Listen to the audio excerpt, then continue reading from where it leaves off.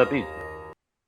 देखिए, हम लोग पहले कई बार बात कर चुके हैं कि जो 2024 का जो नतीजा है, जो वो मेक और ब्रेक है, वो महाराष्ट्र, बिहार और बंगाल। बंगाल का तो रहने दीजिए, बंगाल में तो लगभग साफ है, तो महाराष्ट्र और बिहार ही है। और महाराष्ट्र में मैं एक चीज कहना चाहता हूँ अमरीश जी, जैसा अपने बाकुटकर जी कह रहे हैं, वो तो एकदम क्या कहते हैं, सारा चीज एकदम से एक सूद शेयर के जैसा, एक भविष्यवक्ता की जगह तरह बोल रहे हैं। वो ठीक हो सकती है उनकी बात, लेकिन मेरा ऐसा मानना है, मैं उनके तर्ज पे जानना मतलब उस तरह से सोचता हूँ कि जो सबसे निर्णायक चीज महाराष्ट्र में है, वो मेरे ख्याल से ये दो व्यक्ति है। एक उद्धव ठाकरे। उद्धव ठाकरे जो मतलब उनकी जो शिवसेना थी, वो भारतीय जनता पार्टी की ओल्डेस्ट एलाई में थी, और आज इतने बिखर गए, इधर उधर चले गए, सब बिगड़ गया, सब बिगाड़ दिया गया। तो सबसे ज्यादा हमको लगता है कि अंदर से जो दुखती रग होती है, उसमें भारतीय जनता पार्टी को आज उद्धव ठाकरे की याद आ रही है।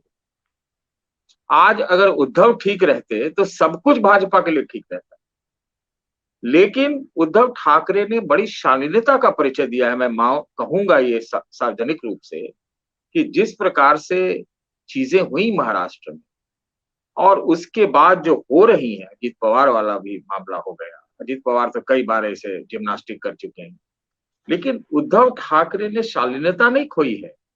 और वो एक लगता है कि कम से कम एक वैचारिक तो नहीं कहूंगा, लेकिन एक पोल पोजीशन में दिखाई पड़ रहे हैं। तो एक तो वो दुखती रग है, उनकी याद आनी चाहिए भारतीय जनता पार्टी को। और दूसरा, खुद मैं देवेंद्र फडणवीस के बारे में सोचता हूं कि देवेंद्र फडणवीस अगर वो डिप्टी चीफ मिनिस्टर पर भी तैयार हो गए, मुख्यमंत्री थे, बड़े उदयमान थे, बड़े ओजस्वी थे, सब कुछ थे, अब उनको हर वक्त जो है एक समझौता करना पड़ रहा है।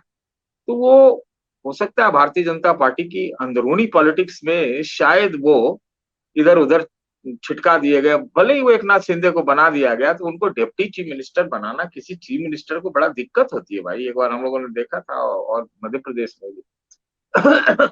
तो ये दो व्यक्ति है जो बड़े महत्वपूर्ण है।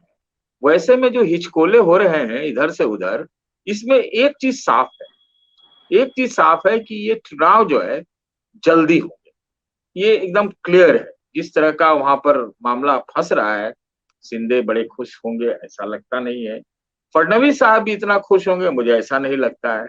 और पवार साहब तो हम कहते हैं कि पवारे साहब को भारतीय जनता पार्टी साध ले, जो कि कई बार साध भी चुकी है, ऐसा नहीं है कि नहीं साधी है, और खुद सध भी चुके हैं पवार साहब।